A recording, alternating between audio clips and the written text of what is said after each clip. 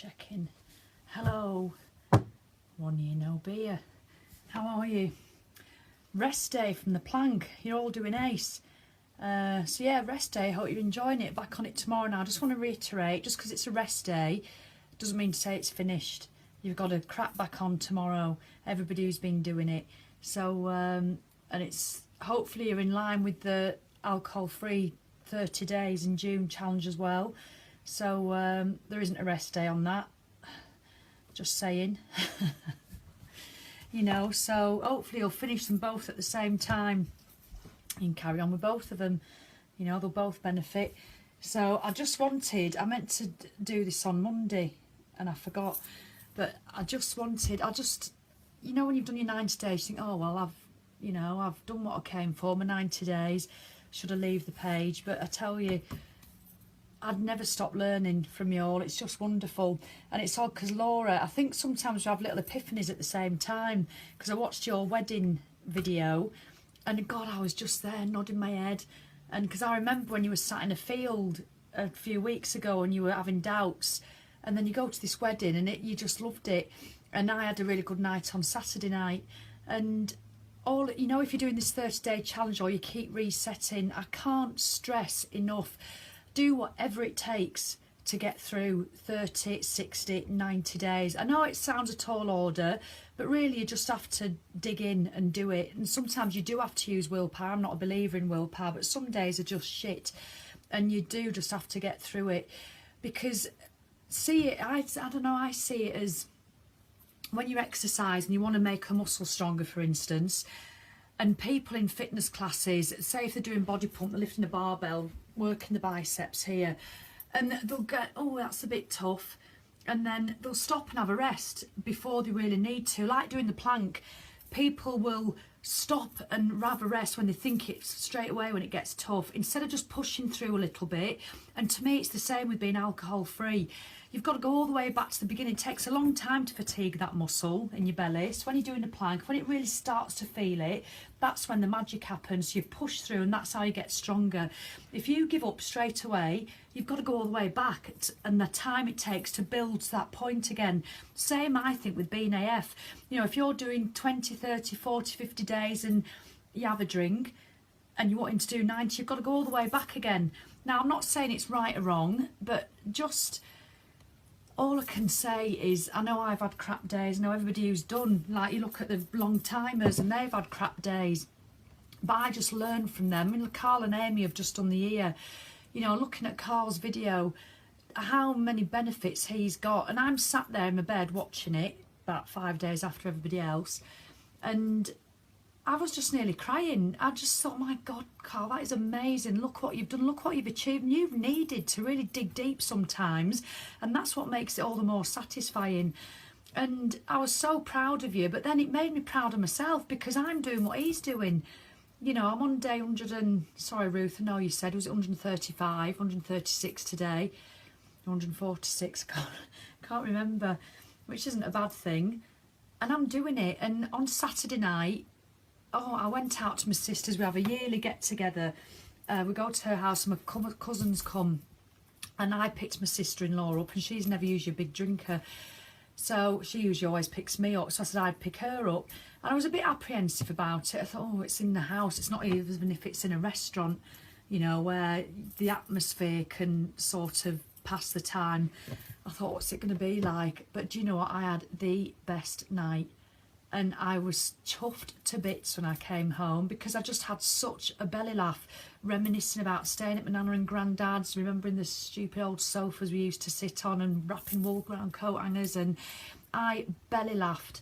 And I don't usually drink alcohol-free fizz, but my sister-in-law took some, I just took tonic water, so I had some of her alcohol-free fizzy wine, you know, and things like that. I know it's got sugar in, but it was just so would wine if I was having that.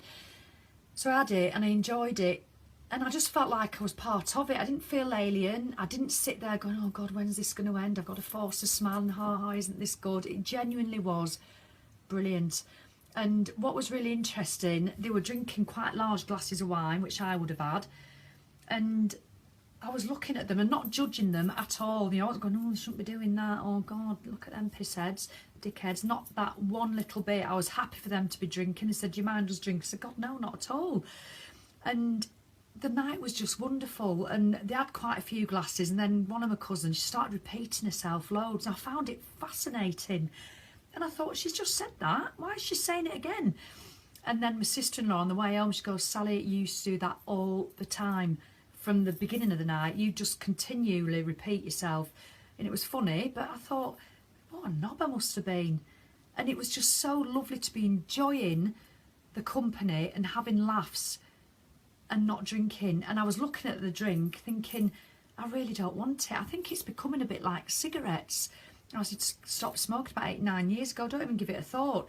And so listen, you know, like when Andy says and Christine and say they just don't think about it, I'm really, really starting to believe it. And that's scary in itself, because I think, bloody hell, I'm really, really getting used to it.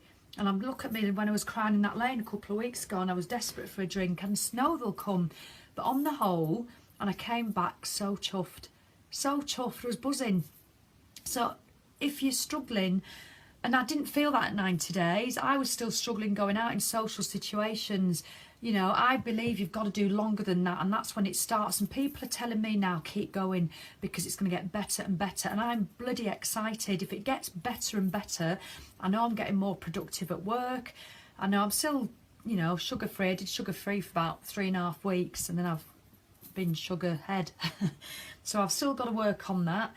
But I'm excited to see what I'm going to accomplish and how I'm feeling. So please, if you feel like having a drink, just give yourself that chance. I know I say that sentence a lot, but give yourself that chance. Get past the 60, 30, 60, 90. I know if you're on day 3, that seems like a mountain. But do you know what? That time is going to pass regardless. So 3 months, September's going to come. When September ends, that song, it's going to come, whether you like it or not. So how do you want to be? Do you still want to be in that cycle of getting pissed every night, staying up like I was, didn't want the next day to come, feeling, I didn't even feel guilty, I just got accepted that I drank? Or do you want to feel different? It's a choice. I know it sounds harsh, and I don't mean to preach, I really don't. If it sounds preach, I'm really sorry, but I just desperately want you to experience, if you've never experienced, like going out like I did and thoroughly enjoying it, because I would never believe it would happen. Even when Andy and Christine were saying it, and I was on dates going, yeah, whatever, that's not going to happen for me. And it does. So, anyway, bloody 7.50. Find your spark. Some of you have ordered this. Find your spark. We all have a spark within us that ignites our creative spirit. Sometimes it's overshadowed by the big obstacles that threaten the light in our lives, but our spark will survive our darkest times, waiting to show the way to a brighter future. And do you know what? How the hell, I nearly swore then, how they had to, you know, stop myself. How the hell can you find that spark if you're numbing it every night or 5 nights a week with copious amounts of wine? You just can't. I tell you, go and find your spark, and don't let anybody dull your sparkle, and more importantly, don't let yourself dull your sparkle, because that is within your control. Don't mean to be preachy, I really don't. Anyway, I'm off. 8.5 minutes. Nobody's going to watch this that long.